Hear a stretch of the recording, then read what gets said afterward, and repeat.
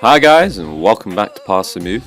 And for today's episode in our Travel Time series, we've got a game for you here: Leicester versus Sunderland, as promised, and of course the second episode of our Leicester, I guess sub-series, if you want to call them. But yeah, if you haven't realized just until now, we are traveling around Europe, taking on the elite teams, I guess you can call them. Not necessarily in stature, but rather that they all are in the top leagues of their countries. So in the Premier League for the first time, we are taking on Leicester. Haven't been doing too well, but we're not responsible for most of these bad results. We are in 19th still since we last met. But we have managed to win a point, I think, if I'm not mistaken. We'll double check right now. But a win here today would help us climb. Well, we wouldn't actually necessarily move, but we would be putting pressure on the teams above us. 20 points, and then there'll be only 3 points separating us to 16th and whatnot. So, it's a crucial game, basically. And Sunderland, of course, in 14th. To bring them closer would be great. They're 10 points away. We can close that gap down to 7.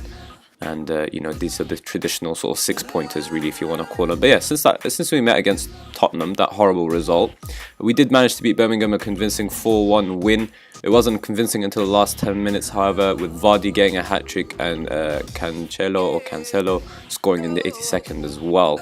They made it temporarily difficult first with Greg Stewart scoring in the 30th minute, but yeah, Vardy made amends. United was a heavy 5-0 loss away from home, though. And of course, a tough team to play against, Manchester United, and even worse now considering the type of players they have: Pogba, Dybala, Koulibaly, all these top players. Chelsea also a little closer. It was only a tight game. Pedro scoring just before half-time, and then afterwards we decided to try and go a little bit more attacking, and of course overload in the last 10 minutes as we always typically do if we need a result. But they punished us and scored a second. Normally, I think this would have been a tighter type of game.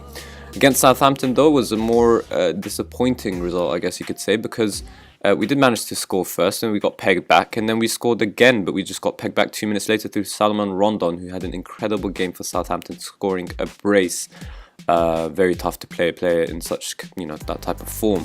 I was hoping in the last 10 minutes we can hold on. We even went to contain, but unfortunately not good enough, and when we went to overload, not good enough to score. So today is against Sunderland. A draw with Southampton is not too bad, but if we really do want to climb up the table, these are the teams we need to try and capitalise against, and especially today against Sunderland is what we'll be trying to do. This is a team we'll be going with. We'll get into more detail just in a second. We'll just kick off and we'll talk about that more in the next few screens. Teams are just warming up, so we'll just have to wait a little bit.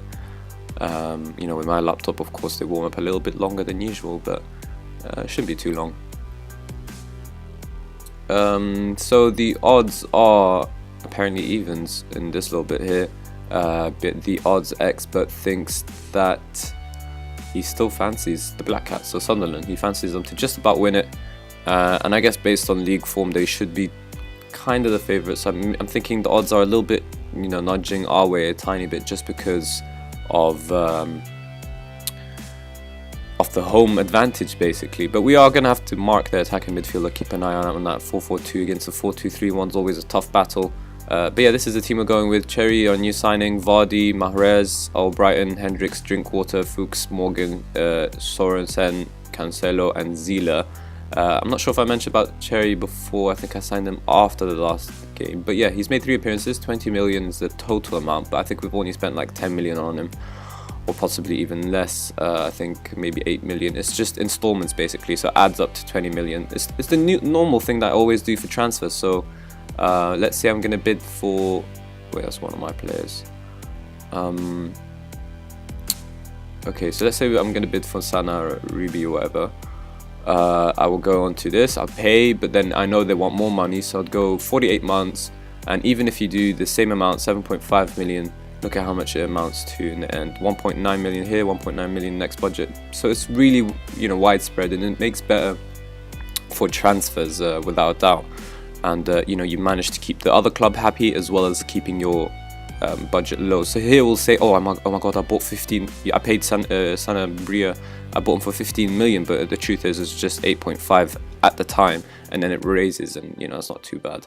It's much better than paying everything up front, and there's a reason why clubs do it to you when you try and sell your players. But anyways, I think we should try and encourage the players for today's game. And saying that we want some revenge is always a good idea to motivate players. Morale's poor, form's poor, and I don't think we can necessarily expect too much from today's game. I'm just going to quickly, I forgot that we should probably go a bit attacking for this game, so we'll do that now. We'll start on attack and see how things go as is. There's no need to necessarily start on the counter. We are at home. The odds are somewhat close. Sunderland aren't exactly a huge team, so by all means we're going to try and risk it for the 3 points.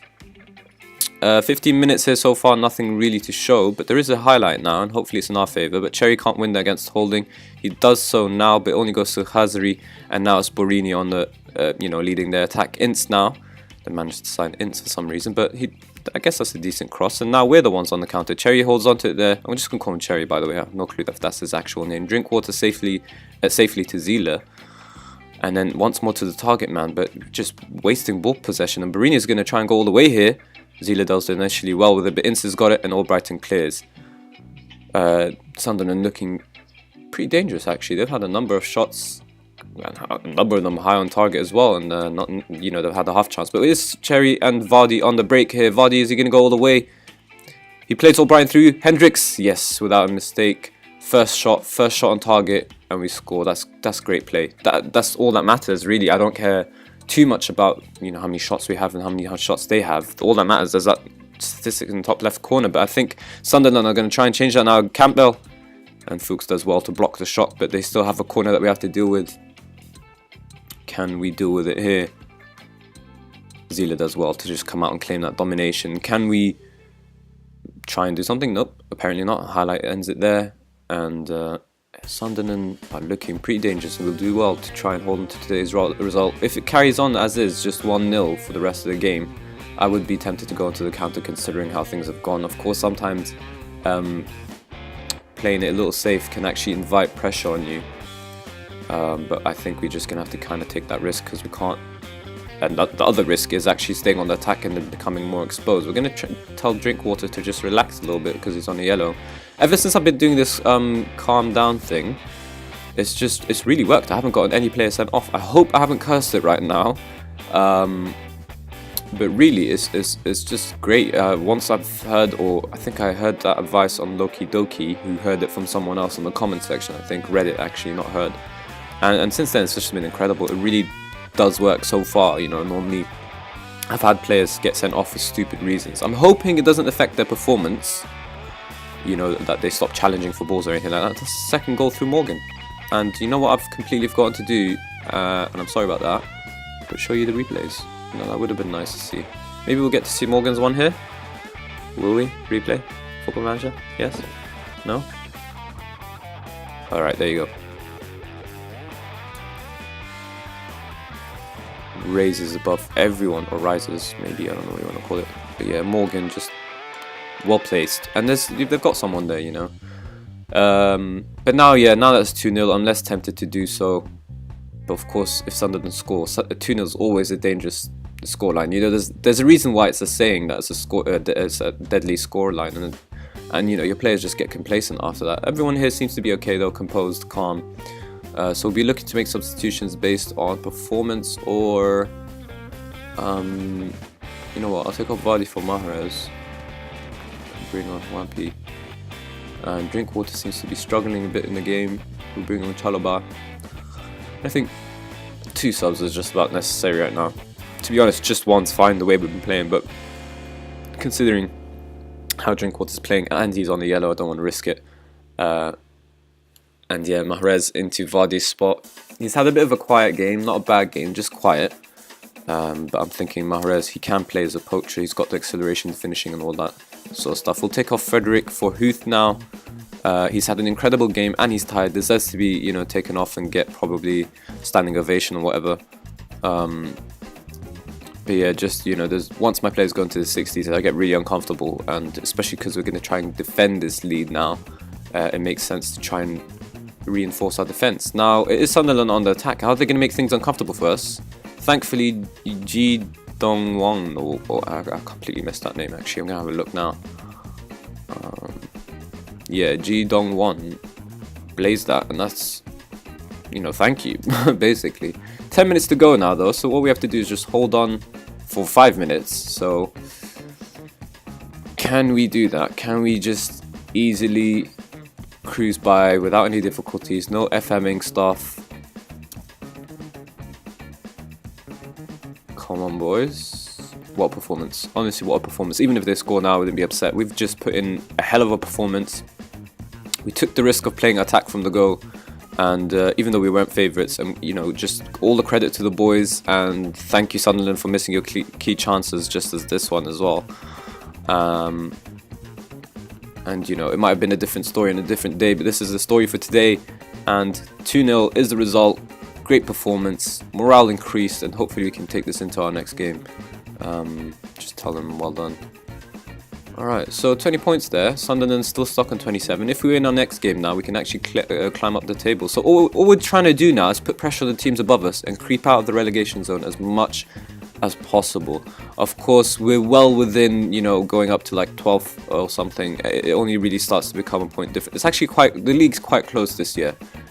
You know, 4 teams on 50 points is its own story, really. Liverpool, the only ones who are underperforming compared to the other top teams, I guess. Even City are out of the top 4, but considering how close it is, you never know. Even the Europa League competition is really tough, and Liverpool should be keeping an eye on Bournemouth, who are doing pretty well actually. Fulham there, I'm guessing they just won the promotions to the Championship. I have no clue. We can have a quick look at their history. Yeah, they just did, and they're struggling horribly. Not too far behind us, to be fair, 9 points, but yeah, you never know. Football's a funny game, and everyone here has performed well. Drinkwater, Vardy having quiet games. Mahrez solid, but not spectacular. But yeah, Sorensen, the man of the match. 1 assist, defensive work, top notch. And finally, after 11 matches in a row without winning, we've managed to record, without a doubt, an overdue win. Now, as always, you know, we've already spoken about it last episode, but just in case you didn't watch it, 5 games time, so that's 1, 2, 3, 4, 5. We will be showing you the Wolves game. Actually, the last episode I did say we'll show you the Arsenal one, but with the FA Cup coming up here, I guess the 5th one would be Wolves. So we'll just show you that. It makes more sense to show you, you know, our relegation sort of candidates. Wolves there in 16th place will always be a tough game, but we do have an actually, you know, even tougher game against Liverpool. Newcastle 10th, I guess, you know, mid-table. West Ham, Europa League. So we do have a couple of hard games coming up here. But we'll have to do well. In terms of, I just want to quickly show you guys the media expectation on where we should have been. So we actually were, you know, expected to be in the Europa League spot, I guess you could say, but it's just us. I think it's just pretty much us who have underperformed horribly. Fulham meeting expectations. Brighton, yeah, I guess they've got it spot on the season preview. But they didn't see West Ham and Bournemouth getting into those, you know, Europa League spots. But anyways, that will be all for today's episode. So if you did enjoy it, then please do hit the like button, of course, and subscribe for more Daily Football Manager 2017 content. And as always, thank you guys for watching.